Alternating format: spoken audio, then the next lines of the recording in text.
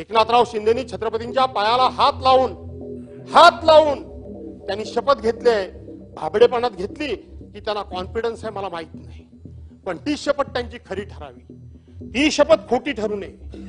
ज्या दिवशी त्यांची शपथ ही खरी ठरेल त्या दिवशी आमचे राजकीय काही मतभेद असले तर पहिला हार घेऊन माझ्या पक्षाच्या वतीनं मी येईन, हे मी तुम्हाला सांगतो। द्या आरक्षण मराठ्याला, द्या, पण सावध राहा। तुम्हाला कोण क्रेडिटचा आहे तर काहीतरी भाग येतोय असं मला वाटतंय। या सभागृहामध्ये लाईन मध्ये जाऊया आपण। विधानसभा अधिनियम 293 आणि या 93 अन्वये जो प्रस्ताव आला आहे त्या प्रस्तावावर मी माझे विचार व्यक्त करण्याकरता उभा आहे। अध्यक्ष महोदय, या प्रस्तावावर बोला एका दुसरा अपवाद सोडला देतो तर ज्यानी म्हणून या ठिकाणी आपले विचार ऐकून हे बघा, आपण आज ही चर्चा जर संपू शकलो नाही तर उद्या आपण ही चर्चा कंटिन्यू करू। आपण उद्या ही चर्चा कंटिन्यू करू। बसा, आपण आता त्यांना बोलू दे, बोला। आणि म्हणून अध्यक्ष महोदय, एका दुसरा अपवाद वगळला। आतापर्यंत ज्या ज्या वक्त्यांनी आपलं वक्तव्य केलं किंवा आपले विचार मांडले त्या विचारामध्ये या प्रस्तावाच्या माध्यमातून या महाराष्ट्रामध्ये कुठल्याही प्रकारे स्फोटक परिस्थिती निर्माण होऊ नये, कुठेही अशांतता निर्माण होऊ नये, किंबहुना वेगवेगळ्या समाजामध्ये जो दुरावा होऊ पाहतोय तो दुरावा न होता अधिक एकोप्यानं हा महाराष्ट्र, या महाराष्ट्राच्या संस्कृतीप्रमाणे, संस्काराप्रमाणे आणि महाराष्ट्राच्या परंपरेप्रमाणे सगळे समाज एकमेकाचा आदर करून भविष्यामध्ये एकोप्यानं राहतील अशा पद्धतीचे प्रत्येकाने विचार मांडलेले आहेत। अध्यक्ष महोदय, खास करून वेगवेगळ्या समाजाचा उल्लेख करत असताना इथं धनगर समाजाला आरक्षण आहे, परंतु त्यांना एसटी मध्ये आरक्षण पाहिजे, जे कोणी दिलं होतं ते पूर्ण करावं अशी त्यांची मागणी आहे। त्याचबरोबर कोळी असतील, साळी असतील, अन्य काही वेगवेगळ्या समाजाच्या आरक्षणाचा या ठिकाणी उल्लेख केलेला आहे। परंतु या सभागृहामध्ये कालपासून जी प्रामुख्याने चर्चा होती आहे ती मराठा समाजाला आरक्षण देण्यासंदर्भातली चर्चा होती। अध्यक्ष महोदय, दोन्ही बाजूनं अतिशय संयमितपणे आणि खूप समजूतदारपणे, मी मगाशी म्हटल्याप्रमाणे काही अपवाद वगळता खूप मोठ्या विचारपूर्वक चर्चा या ठिकाणी सुरू आहे। कायद्याचा किस काढला जातोय, नियमांचा आधार घेतला जातोय। काँग्रेस, राष्ट्रवादी काँग्रेसनं 2014 साली दिलेलं आरक्षण 2019 साली जे महाराष्ट्रामध्ये बदललेल्या सरकारमध्ये टिकू शकलं नाही त्याचाही उल्लेख झाला। त्याच्यानंतर 2019 मध्ये जे महाराष्ट्रामध्ये सरकार होतं त्यांनी दिलेलं आरक्षण 2019 नंतर सुप्रीम कोर्टामध्ये टिकू शकलं नाही त्याचाही या ठिकाणी उल्लेख झाला। घटनेमध्ये झालेली दुरुस्ती 102 नंबर असेल, 105 नंबर असेल, नंतरची 103 नंबर असेल, या संदर्भातली सुद्धा चर्चा या ठिकाणी झाली। आणि सर्वांनी शेवटी सांगताना असं सांगितलं की मराठा समाजाला आरक्षण मिळालंच पाहिजे आणि मराठा समाजाला आरक्षण मिळालं पाहिजे याची आकडेवारी सुद्धा प्रत्येकानं आपापल्या परीने दिली। अध्यक्ष महोदय, थोडासा मी वेगळा विचार मांडणार आहे। आपल्याला आठवत असेल, आपल्याला माहित आहे की आपल्या या हिंदुस्थानची पूर्वीची जी सामाजिक रचना झाली होती किंवा ज्याला मनुस्मृती म्हणतात त्या मनुस्मृतीमध्ये आपल्या समाजाचे 4 घटक केले गेले होते। एक घटक ब्राह्मण समाज, आणि हा ब्राह्मण समाज जन्माला येणाऱ्या मुलापासून तर तो आयुष्यातनं निघून गेल्यानंतर पुढे त्याच्या कार्यापासून सगळे जे काही विधी करायचे आहेत, काय करायचे आहेत त्याची आर्थिक व्यवस्था झाली होती। दुसरा समाज होता तो वैश्य समाज होता। वैश्य समाजाने व्यापार, दुसरा समाज होता तो वैश्य समाज होता, त्याने व्यापार करायचा आणि व्यापार करून त्याने आपला व्यापार उद्यम चालवून त्याची सुद्धा आर्थिक उत्पन्नाचा स्रोत निर्माण झाला होता। आणि तिसरा जो घटक होता तो क्षुद्र होता, त्या क्षुद्राला अतिशय कमी दर्जाचं काम देऊन कळत न कळतपणे तो कष्टकारी म्हणून कष्टाच्या माध्यमातून सुद्धा त्याला काही ना काही उत्पन्नाची सोय केली होती. परंतु आपल्या समाज व्यवस्थेनं आणि आपल्या स्वतःच्या धर्मसंस्कृती आणि धर्म सांगण्याचा अधिकार हा फक्त आम्हालाच आहे, या लोकांनी त्या समाजाला सुद्धा प्रचंड छळलं आणि त्याच्यावर अनेक प्रकारचा अन्याय केला. आणि चौथा जो समाज राहिला तो क्षत्रिय समाज. या बाकीच्यांना कुठे ना कुठेतरी उत्पन्नाची सोय झाली होती, पण मग क्षत्रिय समाजाला उत्पन्नाचं साधन काय होतं? क्षेत्रीय समाजाला उत्पन्नाचं साधन काय होतं याचा विचार करण्याची गरज आहे. आज ही परिस्थिती का निर्माण झाली आहे? आशिष शेलार ज्या वेळेला आकडेवारी मांडत होते, कोण मंत्री आशिष शेलार जेव्हा आकडेवारी मांडत होते तेव्हा खऱ्या अर्थानं माझं मन गलबलून गेलं. माझ्या आतड्याला पीळ पडला होता.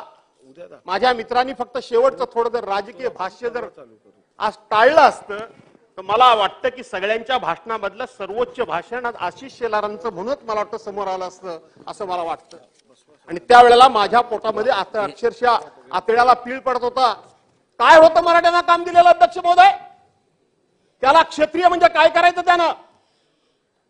आज क्षत्रिय म्हणून त्यांनी दसऱ्याच्या नंतर त्या ठिकाणी सोनं लुटल्यानंतर, सोनं म्हणजे आपट्याची पानं, ते लुटल्यानंतर आपली शस्त्र बाहेर काढायची, शस्त्रांना धार काढायची आणि रयतेच्या रक्षणाकरता परकीयांचं नाही त्या काळामध्ये टोळी युद्ध असेल किंवा त्या त्या वेगळ्या वेगळ्या ठिकाणी समाजाचं आणि रयतेचं रक्षण करण्याकरता म्हणून त्या ठिकाणी तलवारी घेऊन मैदानात त्यांनी उतरायचं.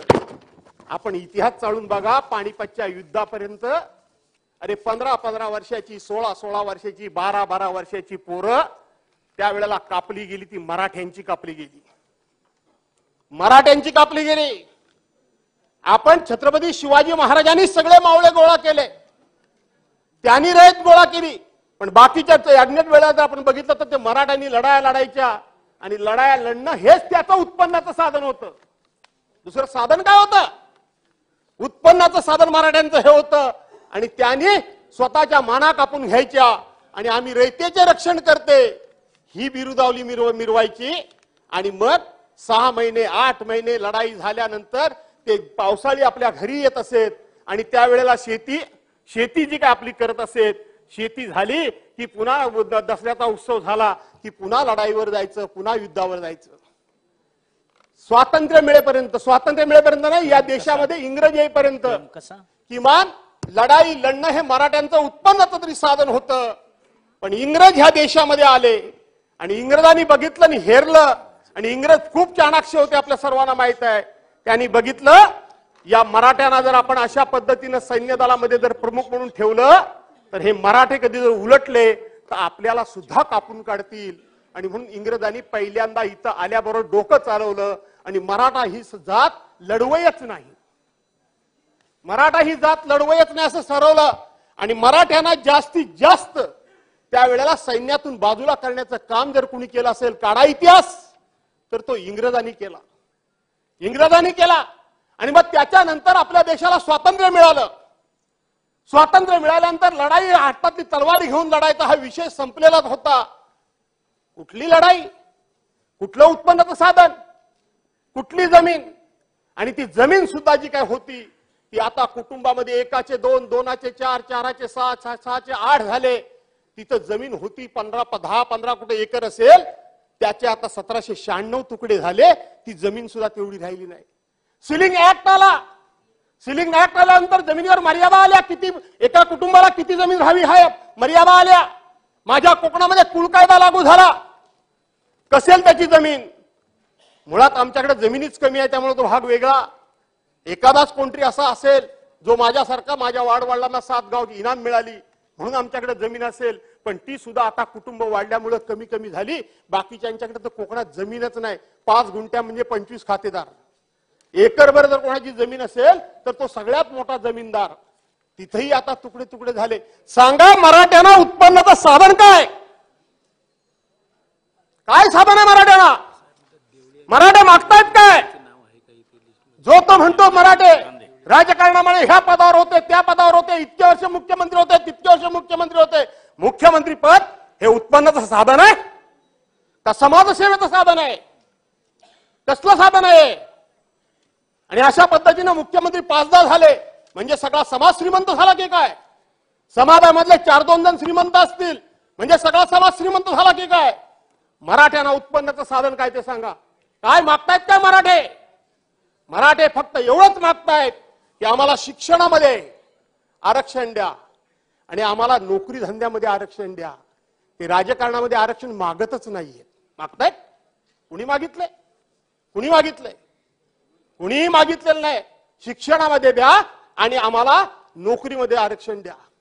1967 सालापासून 1981, 1995 वेगवेगळे खत्री आयोग असेल, बापट आयोग असेल, त्याचा उल्लेख सर्वांनी केला. मी पुन्हा पुन्हा उल्लेख करणार नाही. पण 2014 साली काँग्रेस राष्ट्रवादी काँग्रेसच्या सरकारनं कमीत कमी तिथून सुरुवात तरी केली. सुरुवात केली पण अजून त्याचा शेवट झालेला नाही. ते तुमच्यापर्यंत आले की माझ्यापर्यंत आले, माझ्यापर्यंत आले की त्याच्यापर्यंत आले. द्या सोडून. काय उत्पन्नाचं साधन त्या समाजाला तेवढं सांगा. काही साधन नाही त्या समाजाला उत्पन्नाचं.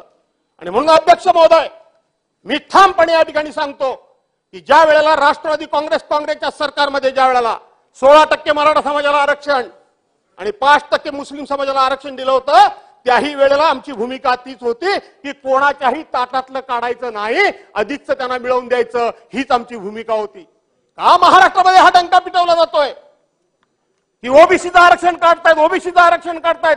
का खुलासे करावे लागतायत? कोण म्हणाला की ओबीसीचं आरक्षण काढा म्हणून?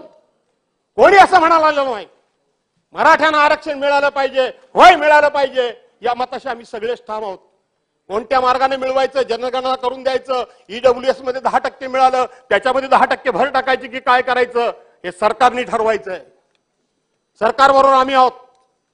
आम्ही आहोत. ज्या ज्या वेळेला या सभागृहामध्ये ओबीसीच्या आरक्षणाचा विषय असेल, आज जो निवडणुका होत नाही तो असेल, मराठ्यांच्या आरक्षणाचा विषय असेल, हा ठराव ज्या ज्या वेळेला आला, इम्पेरिकल डाट्याचं सगळं मी या ठिकाणी आणलंय.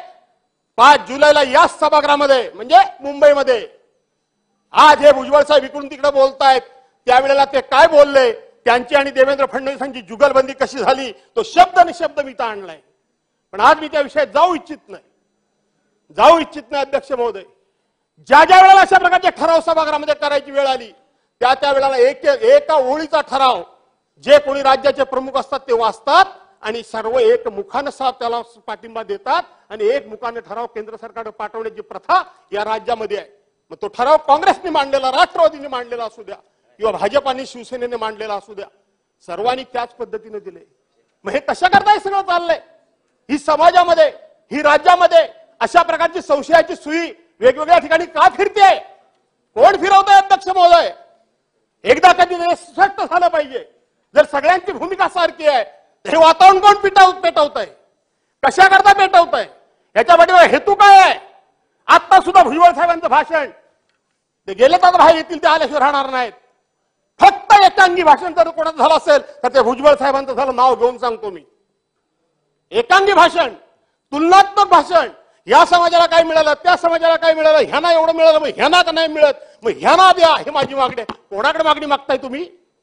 मागणी कोणाकडे मागताय तुम्ही? सरकारमध्ये, आम्ही विरोधी पक्षामध्ये, आमच्याकडे मागणी मागताय?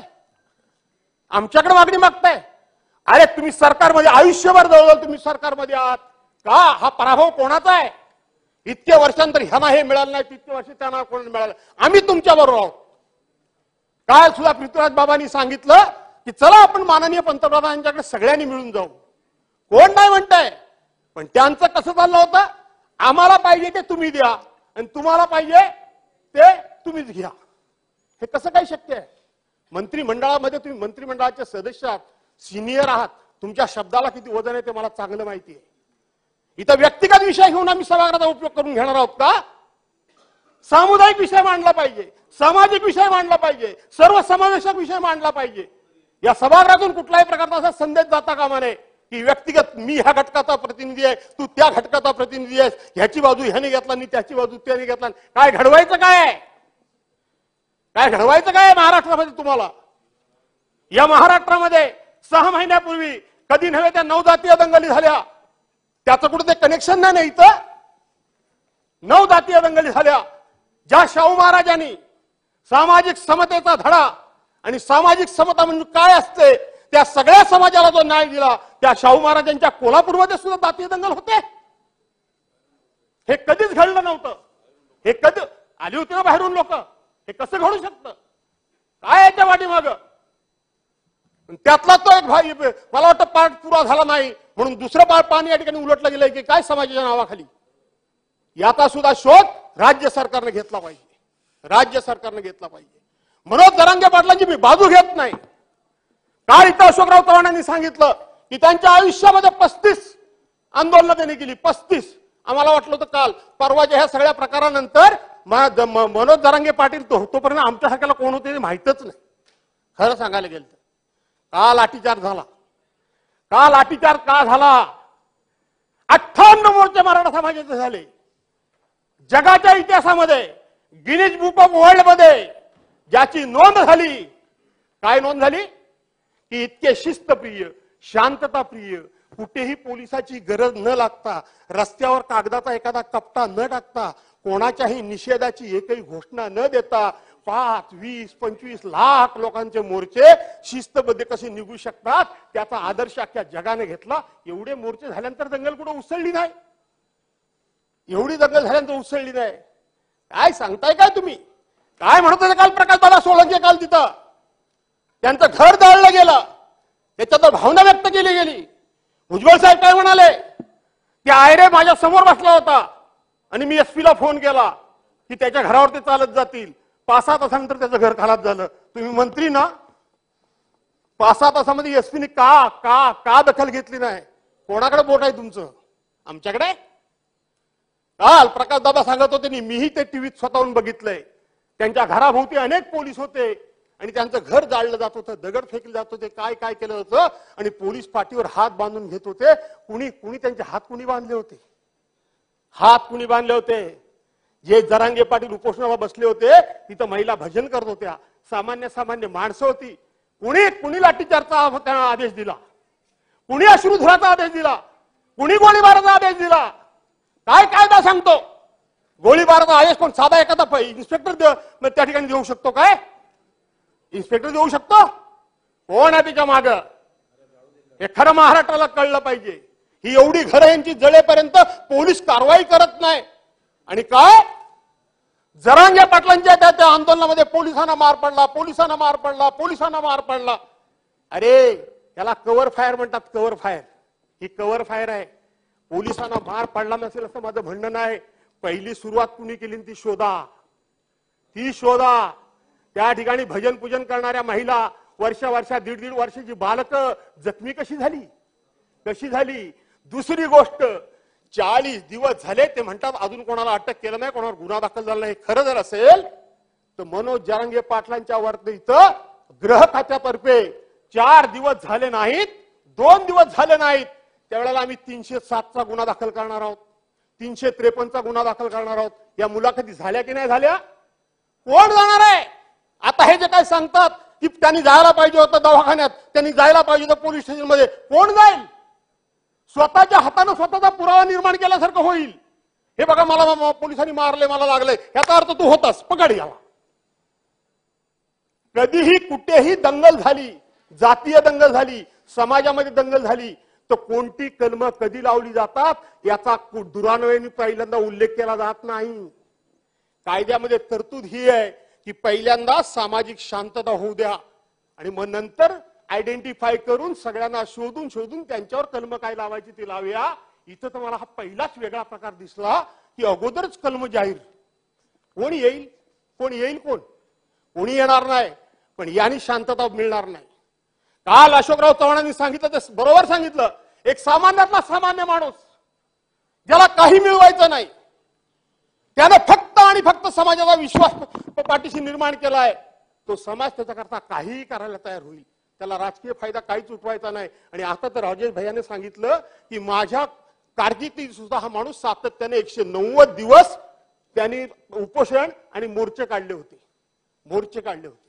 आणि म्हणून अध्यक्ष महोदय माझी विनंती आहे की सभागृहाचा डेकोरम जो बिघडवायचा प्रयत्न होतोय तो होऊ देऊ नका. सर्वांनी अतिशय दर्जेदार चर्चा केल्या. सर्वांना सामाजिक या ठिकाणी सलोखा पाहिजे, कुठेही वाद नको आहे. मराठा समाज तुम्ही सगळे म्हणता, अरे एकाची इतकी वाईट परिस्थिती आहे, वाईट परिस्थिती आहे. जे आम्ही कोकणातून येतो त्या कोकणामध्ये आम्ही कधी गरिबी म्हणत नाही, आम्ही कधीच गरिबी म्हणत नाही. पण आमच्याकडे एक पद्धत आहे की 7 दिवस जेवायला नसलं ना तरी बाहेरून जेव्हा घरातून येईल तेव्हा 5 वर्षाच्या बरणीतलं शिळं तूप कुठलं तरी मिशीला लावून येणार. म्हणजे तेल पण नाही भाजीत टाकायला. रुबाब काय आमचा की आम्ही या ठिकाणी मिशीला पीळ भरून येतो हे दाखवतो, पण घरात परिस्थिती काय असते ती प्रत्येकाला माहिती आहे. आम्ही नशीबवान आहोत, आमच्याकडे कोणी कर्ज काढत नाही. सावेजी कोणीच काढत नाही, आम्ही कर्ज काढत नाही. आमच्याकडे कुठलाही मुलीबाळींच्या लग्नामध्ये आम्हाला हुंडा द्यावा लागत नाही, आम्ही कोणाकडनं घेत नाही, आम्हाला द्यावा लागत नाही. तुमच्या मराठवाड्यात विदर्भात मी ऐकलंय, खरं असेल तर रागवू नका माझ्यावर. शिपाई जर नवरा जर एखाद्या मुलीला मिळाला तर त्याचा हुंड्याचा रेट ठरलेला आहे, क्लार्क मिळाला तर त्याचा हुंड्याचा रेट ठरलेला आहे, साहेब मिळाला तर त्याचा आणखीन हुंड्याचा रेट ठरलेला आहे. माझ्या कोकणामध्ये हे नाही. माझ्या कोकणामध्ये सर्वसाधारणपणे दोघे एकत्र बसतात. किती लाखात लग्न होईल? 5-7 लाख रुपये.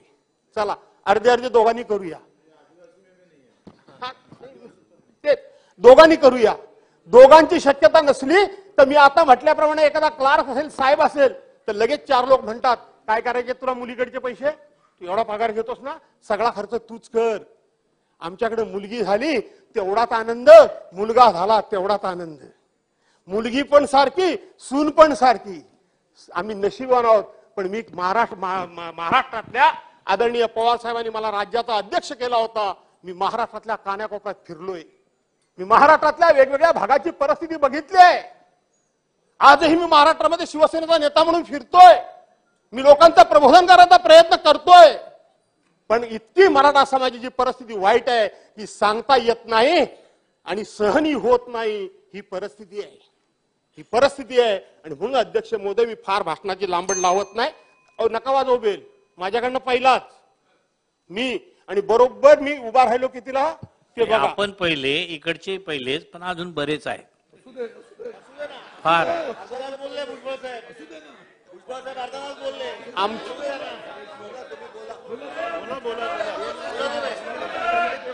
हा बोला बोला. मलाच नाही, कृपया नका कोणाला बेल वाजवू. प्रत्येकाच्या भावना प्रत्येकाला वेगळ्या जरा त्याला करू द्या. महाराष्ट्रामध्ये हा संदेश जाऊ द्या की तुम्ही म्हणताय तसं आम्ही राजकारणाकरता एकमेकाच्या विरोधात लढत नाही आहोत. हा संदेश महाराष्ट्रातून बाहेर गेला पाहिजे, या सभागृहाच्या माध्यमातून हा संदेश बाहेर गेला पाहिजे.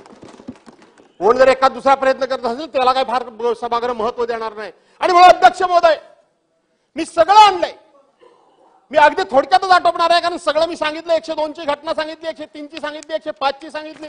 त्याच्याबद्दल डिटेल्स मध्ये कशाला बोलायला पाहिजे. 1965 सांगितलं, 81 सांगितलं, त्यानंतर 2014 सांगितलं, सगळं सांगितलं. याचा उल्लेख पुन्हा पुन्हा नुसती या ठिकाणी उल्लेख केला त्याचा अर्थ माझ्याकडे ही सगळी माहिती आहे. इम्पेरिकल डाटा म्हणजे काय त्याच्यावर झालेला डिबेट तोही मला माहिती आहे, तोही मला माहिती आहे. हे मगाचपासून ह्यानी दोष दिला, त्यानी दोष दिला, त्यानी दोष दिला. ज्या वेळेला उद्धव साहेबांचं सरकार होतं त्याच्यामधले हे इकडचे 9 हिरे गेलेले तिकडेच आहेत ना, हो तिकडेच आहेत ना. आमच्या वतीनं आजचे राज्याचे मुख्यमंत्री माननीय एकनाथराव शिंदे त्या समितीमध्ये होते. कशाला एकमेकांकडे आम्ही बोट दाखवायचं. आपली सगळ्यांची जबाबदारी आहे ही. अशा पद्धतीने बोट याच्याने त्याच्यावर दाखवून चालणार नाही. अशा पद्धतीने आपल्याला आपली जबाबदारी कोणालाच झटकता येणार नाही. आणि कोणी असं म्हणत नाही की आमची जबाबदारी, कारण कोणाच्या ताटातला आपण घ्यायचंच नाही.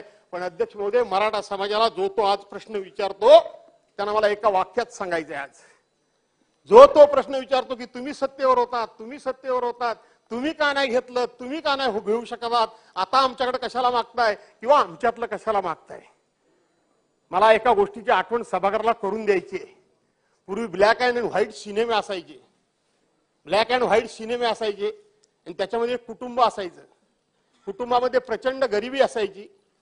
करता पुरुष घरची बाई इकडून तिकडून 4 दाणे कुठून तरी गोळा करून आणायची, 4 दाणे गोळा करून आणायची आणि ते शिजवायची. अब्दुल साहेब मंत्री महोदय ती शिजवायची आणि ती घरची माऊली जी प्रमुख असायची ना ती सगळ्यांच्या ताटात वाढायची. आपल्या पोरा बाळांच्या, नवऱ्याच्या, नाही आणखीन सासू सासरे कोण असेल त्याच्या ताटात ती वाढायची.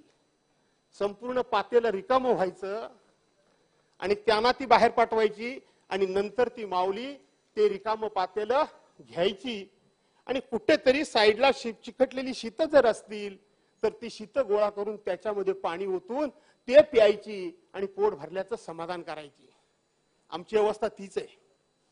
आम्ही रयतेचे पालन करते, आम्ही रयतेचे उद्धार करते, आम्ही रयतेचे रक्षण करते.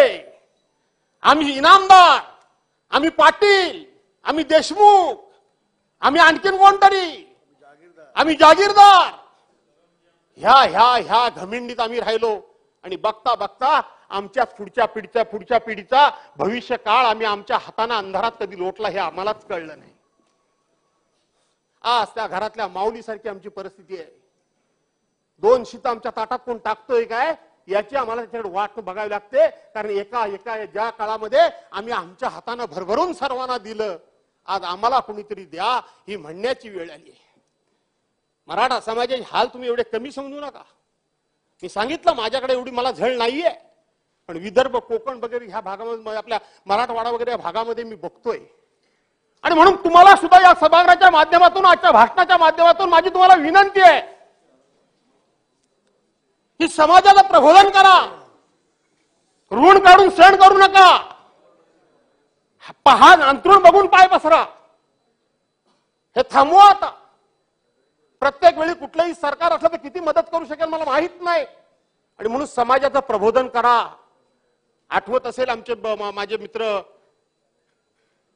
आमचे बुलढाण्याचे डॉक्टर राजेंद्र शिगणे, हे घाटाच्या खाली मी घाटाच्या वर मी असतो त्यावेळेला मला पक्षाने हेलिकॉप्टर दिलं होतं फिरायला आणि म्हणून मी घाटाच्या खाली गेलो होतो गुलाबराव. आणि मग तिथं झालं, तिकडे असल्यानंतर ही सगळी आपली निवेदन तुमच्याकडे देण्याची मोठी प्रथा आहे. सगळे आले, निवेदन दिली, निवेदन वाचली आणि मी सांगितलं मला सांगितलं भाषण करा. म्हटलं मी कोकणी माणूस आहे, फाटक्या तोंडाचा आहे, मला भाषण करायला सांगू नका. मग एक तर मला खोटं बोलायला जमत नाही आणि मी बोललेलं तुम्हाला आवडणार नाही. समाजाचं प्रबोधन का करा तेवढं फक्त मी तुम्हाला सांगतोय. तुम्हाला आवडणार नाही तरी सुद्धा लोकांनी मला जबरदस्तीने भाषण करायला लावलं आणि मी त्या तिथं भाषण केलं की तुम्ही माझ्या कपड्यावर जाऊ नका. मी मंत्री हा भाग वेगळा, ज्या कोकणातनं मी आलोय तुम्हाला असं वाटत असेल की कोकणातला माणूस हा प्रचंड श्रीमंत आहे आणि सर्व सर्व सर्व म्हणजे सगळ्यांनी संपन्न आहे. तसं नाहीये, तसं नाहीये. मी त्यांना सांगितलं माझ्या घरात जर एखादी महिला असेल आणि तिला जर शेजारी जायचं असेल तर शेजारी जात असताना तिचं फाटलेलं पातळ असतं, तिला माहित असतं की माझं पातळ फाटलंय. ती माऊली तशी असते की तिला माहित आहे माझं पातळ फाटलंय. ती जाताना ते फाटलेलं पातळ लपवून जाण्याचा नाना तऱ्हेने प्रयत्न करते, पण तिचं लक्ष तिथेच असतं. आणि ती जेव्हा शेजारी जाते तेव्हा त्या लक्षात येतं की आपलं पातळ फाटलंय पण आपण लपवू शकलो नाही. ती माऊली आपल्या घरच्या मालकाला शिव्या देत नाही. ती माऊली आपल्या गरिबीबद्दल राग व्यक्त करत नाही, चिडत नाही. तर ती आपलं कसं सावरते त्याचं मी उदाहरण सांगितलं.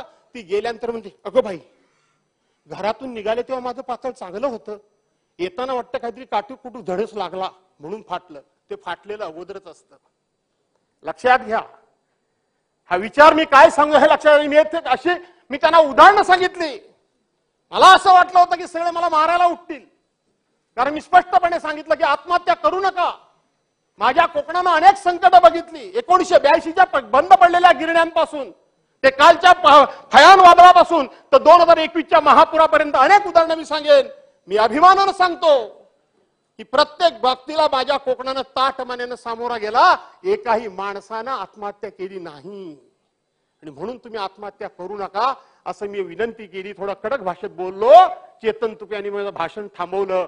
मी गेलो, मला वाटलं तो लोक मला शिव्या देतील. तुम्हाला अभिमानानं सांगतो, मी धाडसानं सांगायला शिका, लोकांना धाडसानं सांगायला शिका. त्यानंतर तिथल्या सामाजिक संस्था आल्या आणि त्यांनी मला सांगितलं की आम्ही भागाभागात माणसं गोळा करतो आणि तुम्ही हे स्पष्टपणे तुमचे विचार मांडा. तुमच्या प्रबोधनातूनच आमच्या भागातल्या आत्महत्या कमी होतील. हे तिथल्या लोकांची भावना होती. त्याच्यानंतर मी तुमच्या घरी गेलो, आठवतो काय बघा तुम्हाला. मला एवढंच तुम्हाला सांगायचं अध्यक्ष महोदय. आणि म्हणून आजच्या दिवशी मला जर प्रकर्षानं आठवण कोणाची होत असेल तर हिंदू हृदय सम्राट माननीय बाळासाहेब ठाकरेंची आठवण होतीये. आज जाती जातीबद्दल आपण बोलतो. जगाच्या पाठीवर असा एकच नेता होऊन गेला, असा एकच नेता होऊन गेला. आठवत असेल याच सभागृहामध्ये स्वर्गीय इंदिरा गांधी, आदरणीय पवार साहेब आणि स्वर्गीय बाळासाहेबांबद्दल एक कसला तरी अभिनंदनाचा ठराव आला होता. मी राष्ट्रवादी काँग्रेसमध्ये होतो आणि त्यावेळेला बाळासाहेबांना जातीवादी म्हणून काही लोक म्हणत होते. मी ताडकन मंत्री असताना उठलो. बाकी काही बोला पण बाळासाहेबांना जातीवादी बोलू नका आणि ते मी सहन करणार नाही. आणि शेकडो उदाहरणं सांगितली. आज बाळासाहेबांची मला आठवण येते. बाळासाहेबांनी तेव्हा सांगितलं होतं, अरे हे जातीचे भेदभाव करू नका रे. जातीला पोट असतं, पोटाला जात नसते. हे सांगणारे हिंदू हृदय सम्राट मान्य बाळासाहेब ठाकरे होते. जातीला पोट असतं, पोटाला जात नसते. जात बघून ही सगळी सरकारी पैशांची विभागणी करू नका. तर ज्याच्या पोटाला भूक आहे तो कुठल्याही जातीचा असू द्या, त्याला मदत करा. हे सांगणारे हिंदू हृदय सम्राट मान्य बाळासाहेब ठाकरे होते. भुजबळ साहेब सांगतात ना, मी मंडल आयोगाकरता तिकडे गेलो. खरं तर मी आता ते उगाच चिडाचिड होईल म्हणून मी सांगणार नाही, वस्तुस्थिती निराळी आहे ती. पण मी त्या आता भानगडीत जाऊ इच्छित नाही. ज्या पद्धतीने भुजबळ साहेब बोलत होते. आज नाशिकचे डॉक्टर वसंतराव पवार हयात नाहीत, अशोक सावंत आहेत, माणिकराव कोकाटे समोर बसलेले आहेत. सांगायला गेलं तर सामाजिक द्वेष प्रत्येक कुठे कुठे भरलेला आहे, हे सगळं मला माहिती आहे. आणि म्हणून जे मुद्दे या ठिकाणी मराठा समाजाला आरक्षण देत असताना दुसऱ्याच्या ताटातलं कोणाचंही काढून घेऊ नका. ज्यांचं आरक्षण आहे त्यातलं कोणालाही हात लावू नका. किंबहुना माझ्या पक्षप्रमुखांनी सांगितलं, परवानच्या दिवशी पार्लमेंटचं स्पेशल सेशन भरवलं गेलं, 4 कायदे तिथे केले गेले. तेव्हा माझे पक्षप्रमुख माननीय उद्धव साहेब ठाकरेंनी सांगितलं होतं की तिथं सुद्धा हा आरक्षणाचा विषय मांडा आणि मराठा समाजाला आरक्षण द्या, कोणाच्याही ताटातलं न काढता. हीच माझी भूमिका आहे, माझ्या पक्षाची भूमिका आहे आणि हीच आपल्या सगळ्या सभागृहाची भूमिका आहे. आणि म्हणून माझी विनंती आहे, तसले तर पहिला हार घेऊन माझ्या पक्षाच्या वतीनं मी येईन, हे मी तुम्हाला सांगतो. द्या आरक्षण मराठ्याला, द्या, पण सावध राहा. तुम्हाला कोण क्रेडिटचा आहे तर काहीतरी भाग येतोय असं मला वाटतंय. ह्याचं क्रेडिट कोणाला कुठलं जाईल त्यापासून सावध राहा. नुसतेच फक्त असे उंडरून जाऊ नका अशी विनंती करतो. आणि इथं जो 293चा प्रस्ताव आला, मराठा समाजाला आरक्षण असेल, धनगर समाजाला असेल किंवा अन्य कोणकोणत्या समाजाला असेल, त्यांना आरक्षण देण्याकरता पाठिंबा जाहीर करतो. आणि मराठा समाजाला जरूर आरक्षण द्या आणि ते मिळावं आणि ते मिळेल अशी आई जगदंबेच्या चरणी प्रार्थना करून एक थांबतो. जय हिंद, जय महाराष्ट्र. सन्माननीय महाराष्ट्रातील सर्व बातम्यांचे विश्वासार्ह व्यासपीठ, सकाळच्या सर्व सोशल मीडिया प्लॅटफॉर्मला लाईक, फॉलो आणि सबस्क्राईब करा. तसंच सर्व नोटिफिकेशनसाठी बेल आयकॉन प्रेस करायला विसरू नका.